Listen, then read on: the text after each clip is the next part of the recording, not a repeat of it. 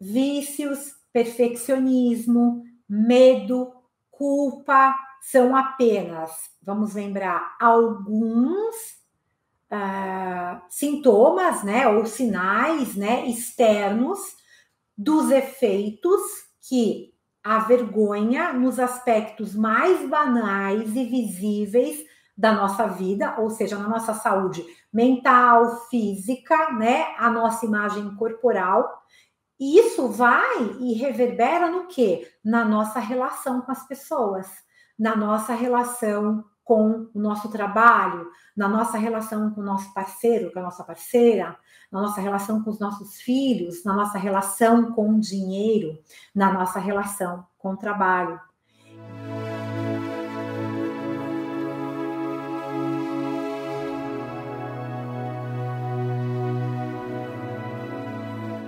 A energia que você coloca numa live, num encontro ao vivo com as pessoas que você está aqui, ela é muito importante desse lugar de conexão que você vai fazer com as pessoas.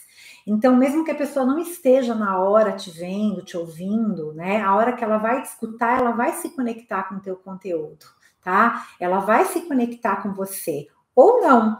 E se não se conectar, é porque naquele momento, aquilo que você está colocando no mundo, talvez naquele momento na vida daquela pessoa, não faça conexão. Tá? Não significa que não é importante. E tudo isso que eu estou falando agora tem a ver com o tema que a gente vai trazer para cá hoje, né?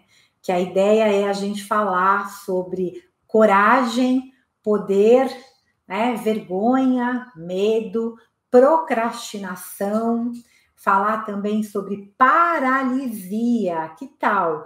E é claro que a gente vai falar sobre tudo isso focado nesse lugar que eu trabalho já há muito tempo, que é nos atendimentos, né, como psicóloga, clínico, nas mentorias, mas também nas formações, né, nos círculos de mulheres, há muitos anos já guiando jornadas na Universidade do Sagrado Feminino, então trazendo esse olhar para esse lugar, né, e eu escolhi esse tema para essa semana porque eu tenho recebido muitas mensagens, mas assim, além do normal, tá? E recebido também muito em terapia, em mentoria, nos cursos. É uma situação muito comum, tá? É o primeiro ponto por eu ter escolhido esse encontro, essa temática. Mulheres, assim, maravilhosas, extremamente talentosas, com ideias e projetos maravilhosos e que estão extremamente paralisadas, sem movimento, paralisadas. Já não é de hoje que eu falo sobre isso, tá? Eu tenho mergulhado bastante nesse tema, nesse conteúdo ultimamente, principalmente por essa procura ter aumentado muito com a pandemia, tá? Eu tenho recebido muitas falas e as que se repetem muito são: Soraya, eu não me sinto adequada, eu não me sinto boa o suficiente. Soraya, eu não consigo colocar o meu trabalho no mundo. Soraya, nesse mercado digital, eu tenho uma imensa dificuldade de realizar. Soraya, eu tenho muito medo de colocar o meu trabalho. Isso vem muito nos grupos também, né? Soraya, eu sinto vergonha de falar o que eu quero fazer. Eu sinto vergonha de contar, inclusive, para minha família. Eu sinto vergonha de mostrar a minha imagem. E então vem um sentimento muito forte de vergonha, né? De medo de não dar certo, né? Essa semana eu fiz um post, né, nos stories, né? Uma pesquisinha básica sobre esse tema, e a pergunta foi: o que te impede de se realizar? E chegaram, assim, muitas palavras como essas, que eu já citei, e também a palavra medo e vergonha e inadequação se repetiram muito. Então, pega um bom caldeirão aí e coloca aí. Inadequação, vergonha, medo é igual a paralisia. Isso é extremamente óbvio. Não tô trazendo nada de novo até aqui para vocês, mas é importante a gente observar tudo isso, olhar para tudo isso, tá? Como que eu vou seguir em frente com todos esses sentimentos, né? Como é que eu vou fazer o meu trabalho, colocar o meu trabalho no mundo, se eu estou me sentindo inadequada, com vergonha e com medo? E é impressionante, quanto mais inadequado eu me sinto, e quanto mais medo eu sinto, mais culpada eu me sinto, mais medo eu tenho, e aí o que acontece? Qual que é o resultado? Que a gente ouve, que é uma palavra que está bem famosa ultimamente, procrastinação, né? Porque o que acontece? Porque aí eu não acredito, né? Aí eu sinto medo, aí eu tenho vergonha, aí eu paraliso, aí eu procrastino. E qual que é o resultado, né? Vou repetir. Aí eu me fecho numa concha, eu começo a afundar, né, nesse poço que a gente acaba cavando e repetindo para a gente mesmo que a gente é inadequada, que a gente não é útil, que nós somos inúteis, então, portanto, que a gente é estúpido, que a gente é idiota, que a gente é incompetente. Eu já ouvi muito isso em terapia, né? Que a gente é ingênuo, que a gente é ridículo, aí cai na comparação, aí a gente, né, chega muito para mim assim, poxa, Soraya, eu vi uma profissional que leva um conteúdo, a pessoa ainda nem estudou, e ela, né, nem se aperfeiçoou, e ela nem tem conteúdo, e ela está, né, faturando milhões aí no digital. Saiam da comparação, porque a comparação, ela destrói. Vão olhar para o que está antes disso tudo, porque senão a gente fica pior, né? Porque, gente, não há limite para a nossa capacidade de autodestruição. Anotem aí. Não há limite para a nossa capacidade de autodestruição. Isso é fato. E a minha ideia aqui hoje é olhar para tudo isso. E o que isso tem a ver com mulheres, né? Isso tem tudo a ver com o feminino ferido. Né? Então, a ideia aqui também é falar sobre coragem, falar sobre intuição, falar sobre amor.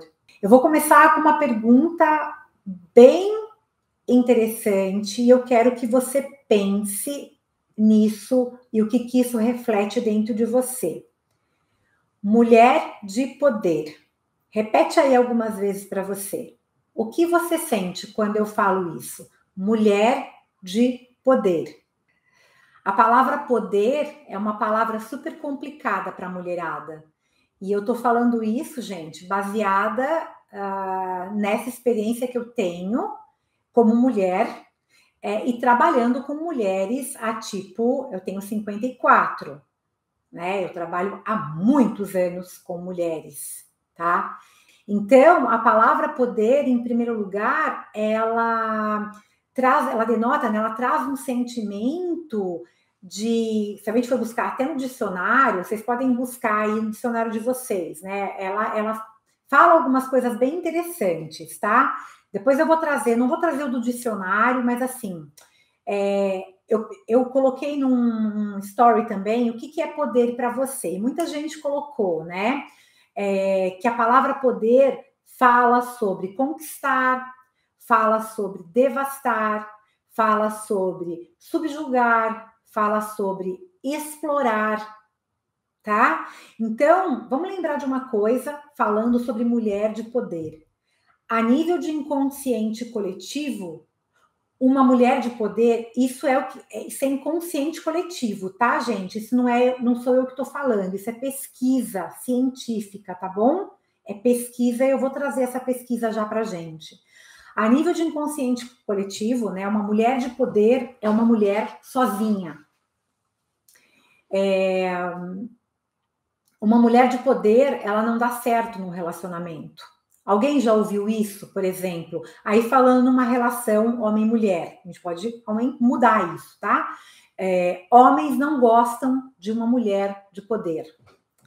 Uma mulher de poder não dá conta da família. Ou ela é mãe, ou ela é uma mulher de poder. Mas qual que é? Eu estou falando do inconsciente coletivo. Então, imagina o peso que tem em ser uma mulher de poder. Muito, né? No inconsciente coletivo a gente tem esse lugar, né? Então, a nível de inconsciente coletivo, a gente pode trazer tudo isso. Isso é pesquisa, tá? Então, para nós mulheres, né? Se a gente for buscar o real significado da palavra poder, né? Não é o poder sobre o outro, mas o poder de realização, de realizar os nossos sonhos no mundo, o poder de colocar, né, a nossa autenticidade no mundo. E para as mulheres, a cobrança por perfeição, ela é tão grande, e por tantas coisas ela é tão grande, né, que como que a gente vai aceitar essa fala de poder? Olha só, gente, eu já falei muito, eu já tenho aulas a respeito disso, e aulas, porque eu sou apaixonada por ela, pelo trabalho dela, inclusive por ser científico. Mas tem um livro que eu adoro, nem é o mais lido, da doutora Brené Brown. Quem não conhece a doutora Brené Brown, tá? Pesquisem, vale a pena. Ela, inclusive, tá aí, né? Não só no canal do YouTube, mas também na Netflix, tá? Tem um livro dela, que é esse aqui, ó, que eu adoro. Eu achava que isso só acontecia comigo. Não sei se vocês já leram. Eu achava que isso só acontecia comigo. Em que ela fala sobre essa cultura da vergonha, sobre esse fato, né, de recuperar o poder e a coragem, tá? E esse livro, o mais legal dele, para mim, né, que trabalho com mulheres, para mim ficou horrível, né? Mas tudo bem. É que resulta de pesquisas com mulheres, né?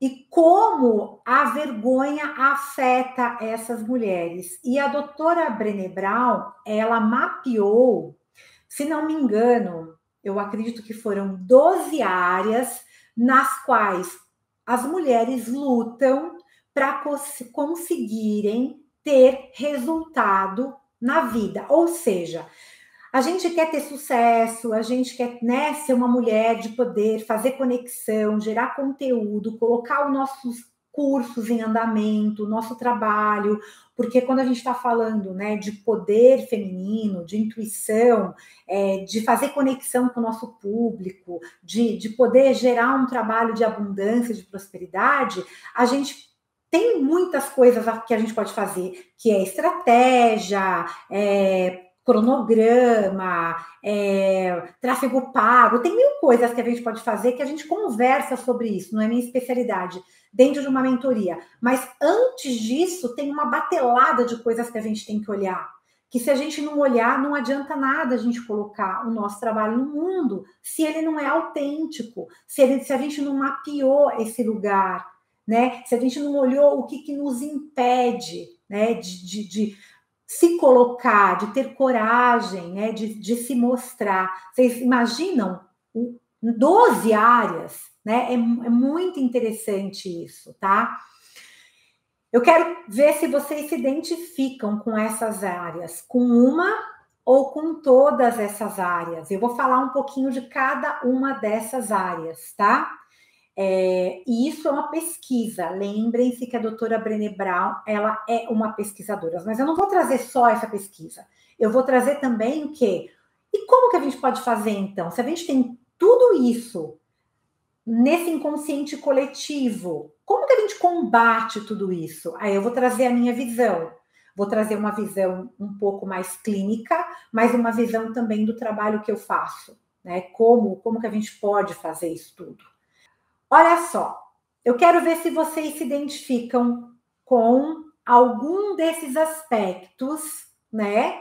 Alguma dessas áreas E se vocês lutam, né, com isso, ou seja, se isso te atrapalha às vezes de colocar com excelência o teu trabalho no mundo, se isso é um dos fatores que às vezes te fazem assim, será que eu sou boa o suficiente?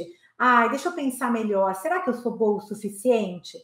Primeiro aspecto, aparência e a relação com o próprio corpo. Aqui a gente está falando sobre aparência física e corporal. Isso em algum momento da tua vida, uma questão para você, ou para alguém que você atende, ou para alguém do seu círculo, ou para algum familiar? Porque para onde quer que a gente olhe, a gente tem mensagens nos dizendo quem e como a gente deve ser com o nosso corpo, né? Ou seja perfeita, tenha uma aparência perfeita, faça tudo de maneira perfeita. Então, a gente é bombardeada com isso. E tem mais, né? Nunca deixa ninguém perceber o esforço que você está fazendo, né, para que você seja perfeita. Então, não deixa, né? Não diz que você está cansada. Então, mentiras que, na realidade, deixa a gente abalada emocionalmente e com vergonha, né? Vergonha do nosso corpo. Aqui eu estou falando, né, nessa questão corpo. O grande gatilho que faz a gente sentir vergonha ainda é a aparência, é a nossa imagem corporal. Então, a gente precisa olhar para isso, que esse é um gatilho, tá? Porque a gente está com muitas pessoas em muitos lugares com pouca autenticidade, ou seja, com muita dificuldade de se colocar e olhar verdadeiramente. Olhar verdadeiramente para o que está por trás desse lugar em que a gente não se coloca, né, no mundo como a gente poderia se colocar, com coragem. Então, essa busca pela perfeição, ela é exaustiva, ela é, digamos assim, implacável, e a gente é o tempo todo bombardeado pelo quê? Pelas expectativas sociais, porque tem um monte de gente que ganha com isso.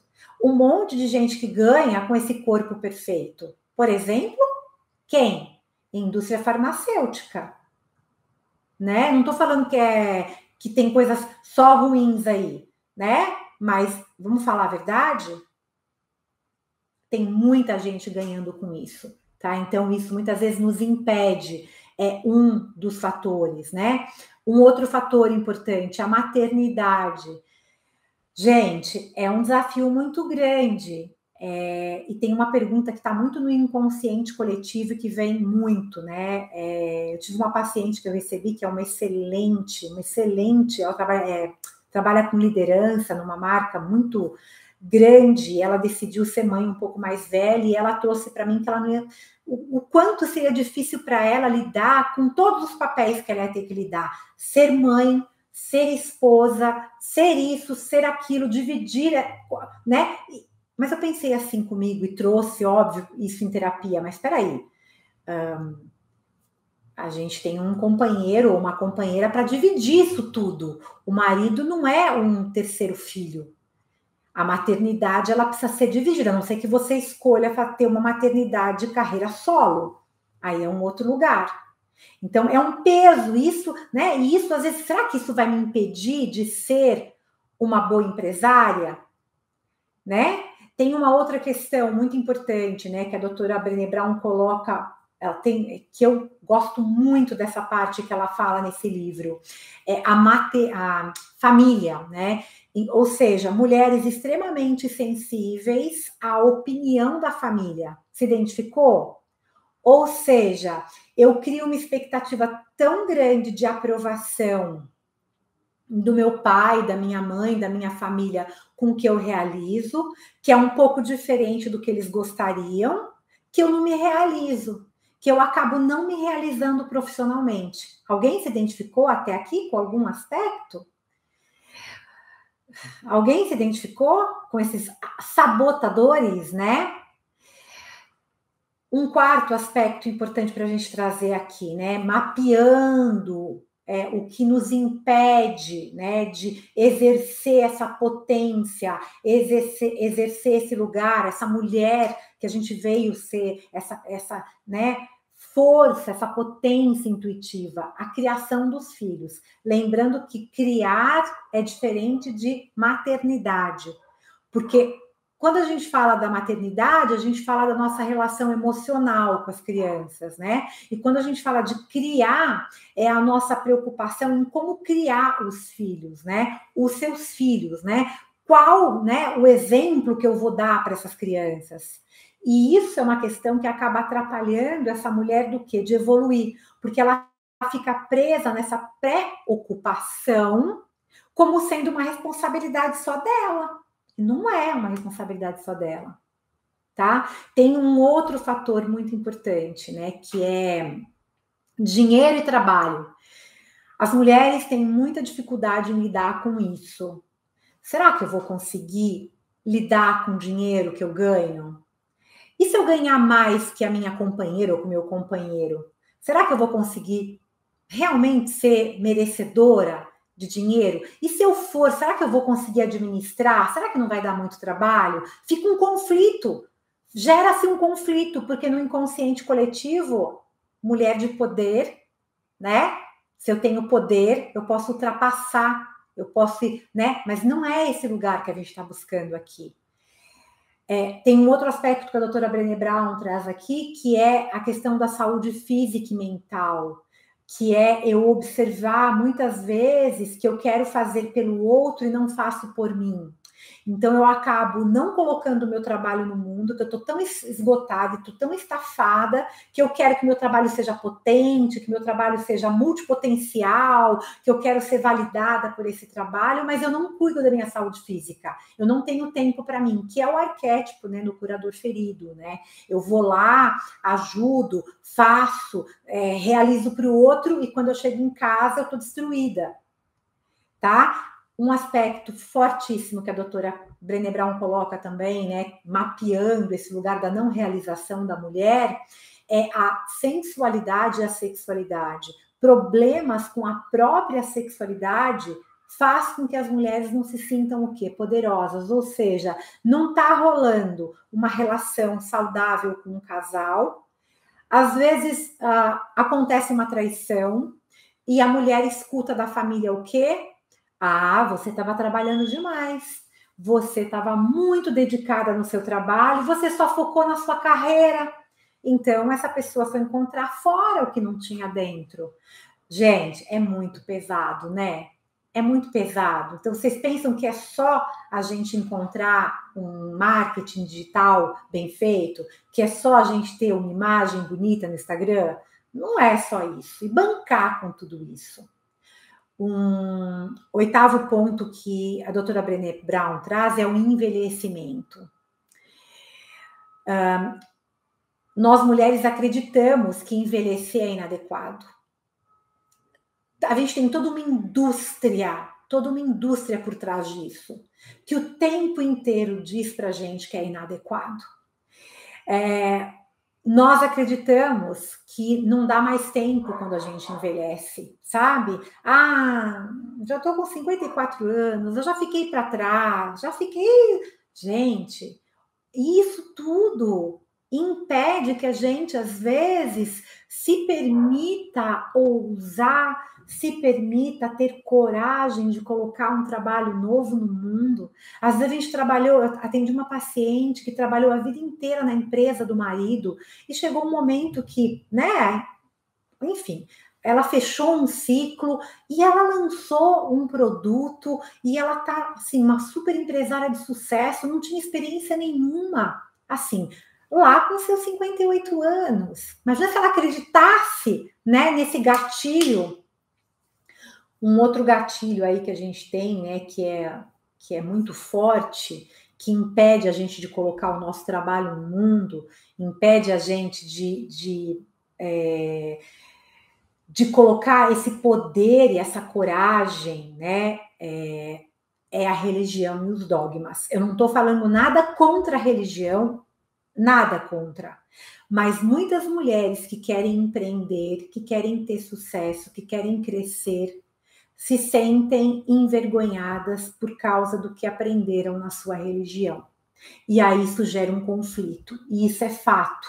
Então, assim, eu tô com 54 anos. Eu não tenho nada contra a reposição hormonal, mas eu tenho discutido muito isso com a minha médica, com a minha fisioterapeuta, com a minha psicóloga, que e aí? Eu vou ter que viver esse ciclo, essa baixa de hormônios em algum momento. Tá, esse cansaço que vem, que são falta em específico de 2 hormônios, né, que baixam, né? Como fazer com tudo isso? Qual vai ser a minha escolha? Mas a gente não encontra praticamente, não estou falando para ninguém fazer uma escolha de não fazer uma reposição ou não fazer uma modulação. Eu estou falando que a gente tem um inconsciente coletivo que fala que envelhecer na nossa sociedade, principalmente para as mulheres, é inadequado. E isso te impede de ter sucesso, isso te impede de assumir o seu poder, isso te impede de ser autêntica, e isso te impede de você colocar a tua história no mundo, tá?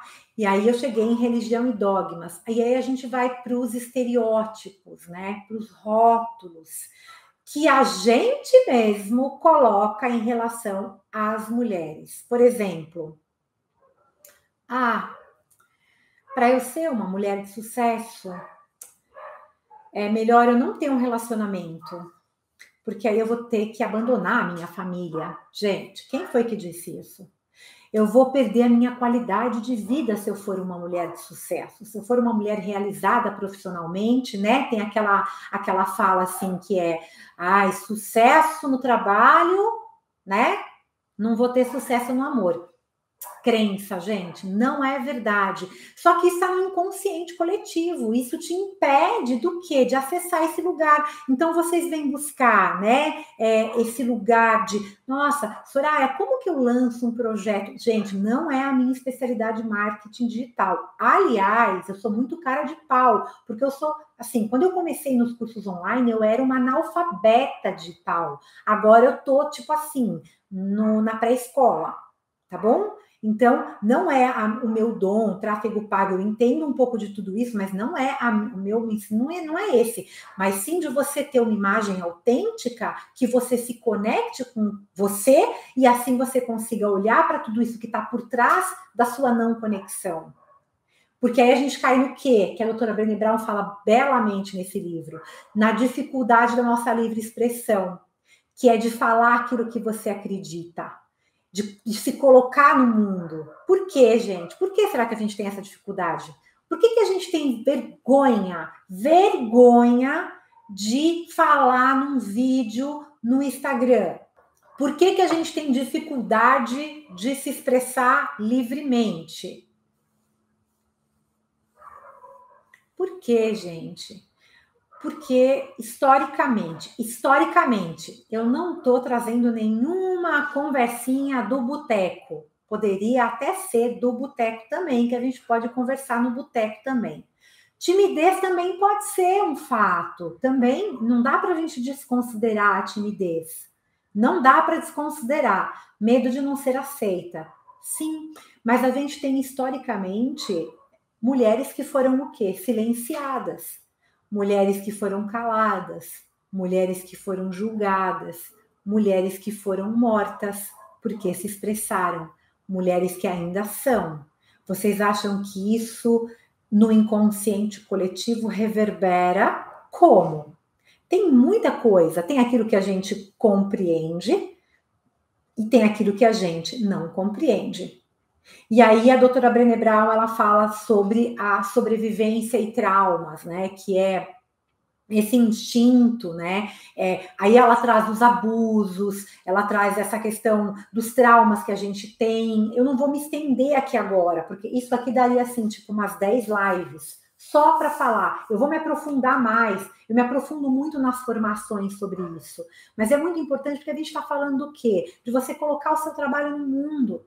Porque a questão aqui é exatamente esse lugar de poxa vida, por que que nós mulheres temos tanta dificuldade de colocar o nosso trabalho, de confiar, né? Ou seja, eu trouxe aqui para vocês 12 áreas que tornam, né, segundo a pesquisa, a gente pode citar outras, mas segundo a pesquisa da doutora Brené Brown, lembrando que eu compilei, trouxe um pouco da minha leitura, mas assim, é bem pouco, tá bom? E eu não estou dizendo que vocês têm que se expressar no vídeo. O que eu estou dizendo é que muitas pessoas que me procuram para dar cursos online, com esse boom do online, querem saber como fazer isso tudo, né? E às vezes não conseguem nem se expressar para ter prosperidade, de divulgar o seu trabalho, porque tem medo também do julgamento do outro, né? Então a gente vive numa cultura que nos diz o tempo todo que nós devemos rejeitar o nosso corpo, que nós devemos rejeitar as nossas histórias autênticas e até o nosso verdadeiro eu, né? A fim do quê? A fim da gente se adequar e ser aceito. Então, vícios, perfeccionismo, medo, culpa são apenas, vamos lembrar, alguns sintomas, né, ou sinais, né, externos dos efeitos que a vergonha nos aspectos mais banais e visíveis da nossa vida, ou seja, na nossa saúde mental, física, né, a nossa imagem corporal, e isso vai e reverbera no quê? Na nossa relação com as pessoas, na nossa relação com o nosso trabalho, na nossa relação com o nosso parceiro, com a nossa parceira, na nossa relação com os nossos filhos, na nossa relação com o dinheiro, na nossa relação com o trabalho. Então, em primeiro lugar, a gente precisa começar a ouvir mais as nossas relações. A gente precisa compreender mais as nossas histórias e as histórias que cada pessoa traz consigo. Porque tem uma história que a gente que existe aqui dentro e tem a história que a gente conta para a gente mesmo. E muitas vezes histórias carregadas de medo, de perda, de não aceitação e de negligência, de alguma maneira, elas só vão ser ressignificadas quando a gente acessa, quando a gente compreende como que essas histórias interferem nas nossas relações. Mas a gente precisa também aprender a diferenciar o que é uma história real, né? Das histórias que a gente cria para lidar com o medo do abandono, da rejeição. O que é inconsciente coletivo? O que está baseado numa indústria que está por trás de tudo isso? Numa indústria que está por trás desse lugar em que, né? Se eu não estou bem com a minha aparência o tempo todo eu vou ter que fazer algo para estar bem com a minha aparência. E nunca eu vou estar. Porque, na realidade, é algo que está além disso, tá? Então, é muito importante a gente olhar para tudo isso, que nós estamos falando do quê? Nós estamos falando sobre vulnerabilidade. Sobre vulnerabilidade, né? Sobre o aspecto positivo da vulnerabilidade, porque dessa vulnerabilidade, desse olhar para tudo isso, do que a gente vivencia, das nossas emoções, né, como humanos, que a gente traz essa base para a gente ter coragem, para a gente ter poder. Em um mundo, né, extremamente complexo que a gente está vivendo, que tem, assim, vamos lembrar, multipotências, né? Milhares de possibilidades, né? A gente precisa se focar em lideranças corajosas, a começar em nós liderarmos a nossa vida, né? Para uma cultura da coragem. Então, e para a gente chegar nisso, a gente olhar para a nossa vulnerabilidade, olhar que o ser humano é vulnerável. Então, não existe nenhuma pessoa no mundo que nunca experimentou essa emoção, tal como a vergonha,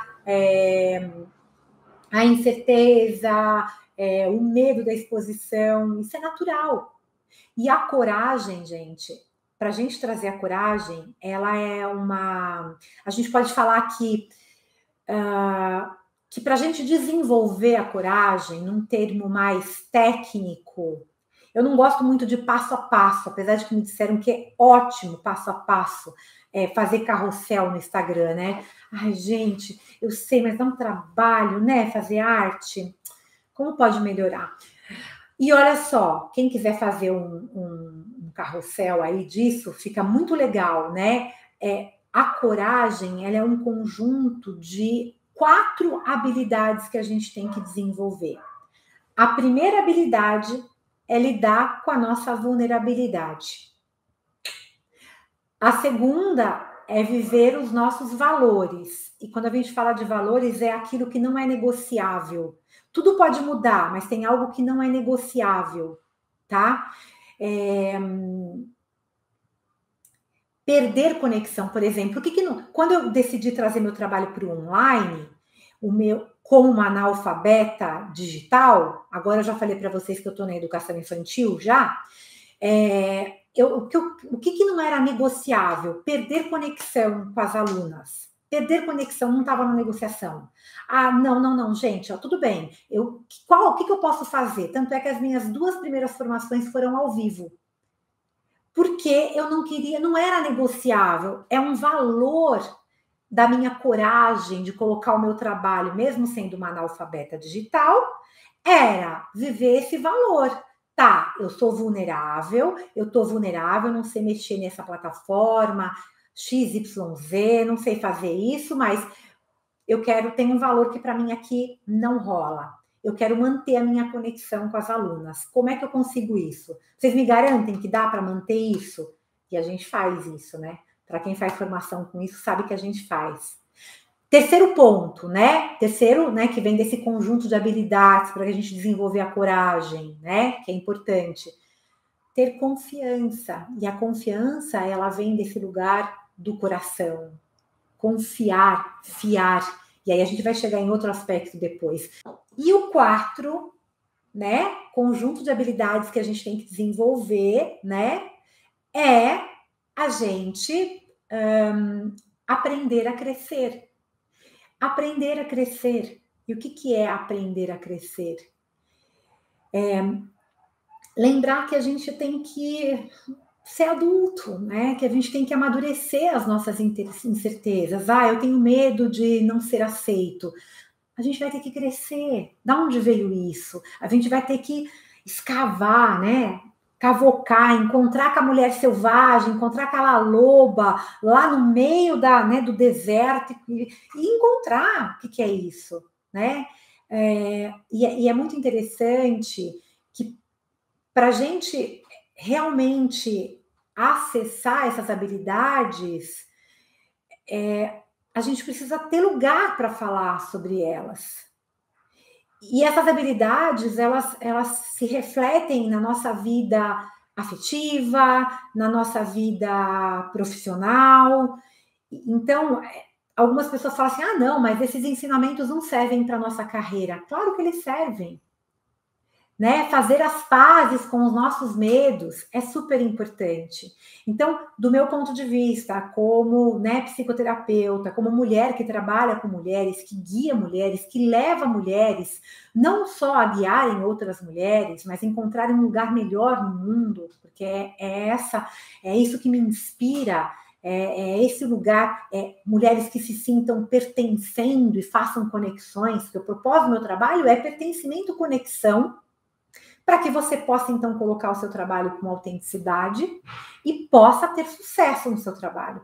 E sucesso, ele também sim, tem um resultado financeiro, mas ele não é o principal, porque o resultado financeiro, ele é fato que ele vai acontecer, tá? Então, é importante, o que eu preciso fazer? O que a gente está agora fazendo? Isso é um trabalho em que a gente, não é só o propósito. Sim, eu tenho curso, eu tenho vários trabalhos que eu realizo, mas eu também venho aqui toda semana. Gente, não pensa que não é cansativo, porque tem dia que eu tô super esgotada. Hoje eu atendi o dia todo.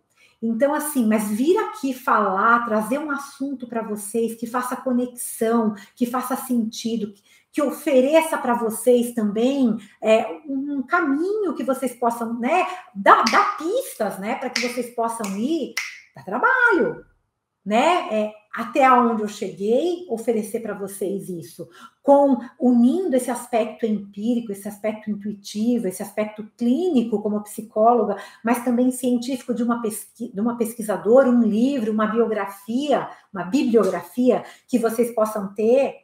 Isso, né, é um círculo sagrado. Então, fazer parte, tomar consciência, despertar esse sentimento de pertencimento, fazer parte de um círculo sagrado, fazer parte de um círculo nobre, é uma verdade transformadora, tá? Então, quando a gente tem um lugar em que a gente faz parte, mesmo que seja aqui no online, em que as nossas dores se aproximam, em que essas dores que são de gênero se aproximam, parece que fica mais leve, mas não só parece, fica. Porque as nossas imperfeições nos conectam à nossa humanidade, né? E a gente, então, a partir desse lugar, a gente se sente mais merecedor do quê? De mais conexão, de mais amor. Mas será que a gente realmente tem coragem, né, de nos colocarmos, de admitirmos, né, de admitirmos que a gente é merecedor disso tudo?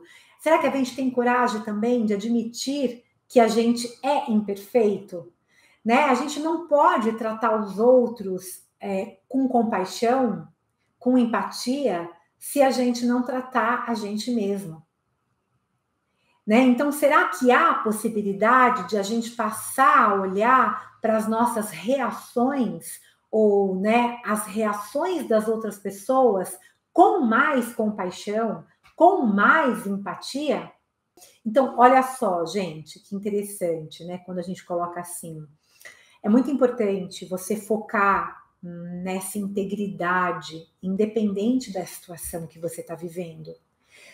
Você se conectar, eu acho que isso é um das medicinas do meu trabalho, ou daquilo que eu ofereço, né? De ouvir a dor das pessoas, de se conectar com as pessoas na tristeza e na alegria. Não tem problema, eu me conecto também na tristeza, não tem nenhum problema, não precisa estar sempre alegre, né? E trazendo sempre essa resiliência, e não se importar tanto com o que vai acontecer. Ou seja, não importa o que aconteça, seja você. Isso já é suficiente, que já é tão desafiador ser você mesma. E é a única coisa que vai fazer a gente realmente feliz. Né? A gente pode fazer um trabalho de sucesso, vender 10 milhões, se você não estiver conectada com você mesma. Isso, e você não pertencer, e você não se conectar, dinheiro é muito bom, e ele sim, ele compra muitas coisas boas, ele traz muitas coisas boas, ele é legal, mas ele precisa ser resultado de um trabalho de conexão, ele precisa ser resultado de um trabalho que faz você realmente feliz, de um trabalho que estabelece um lugar onde você se sente pertencendo àquele trabalho. Então, é preciso ter coragem de contar a sua história ou de viver a sua história com o coração inteiro. Isso não é tão simples assim, né?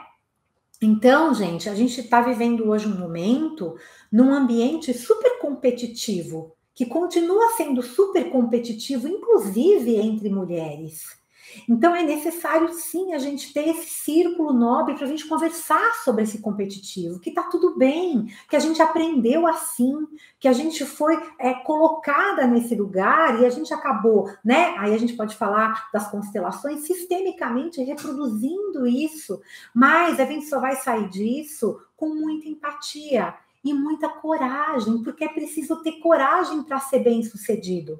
Né? E é tão interessante porque o Google ele fez um estudo acho que foram 5 anos nas suas equipes mais produtivas, tá?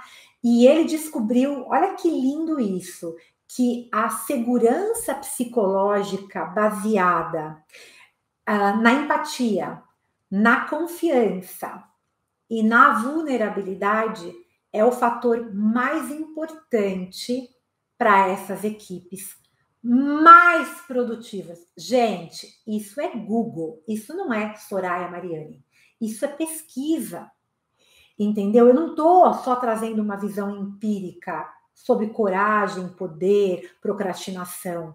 Eu estou trazendo para vocês aqui, baseada na minha própria experiência também, e baseada de gente que está aí pesquisando, querendo entender, querendo realmente fazer a diferença.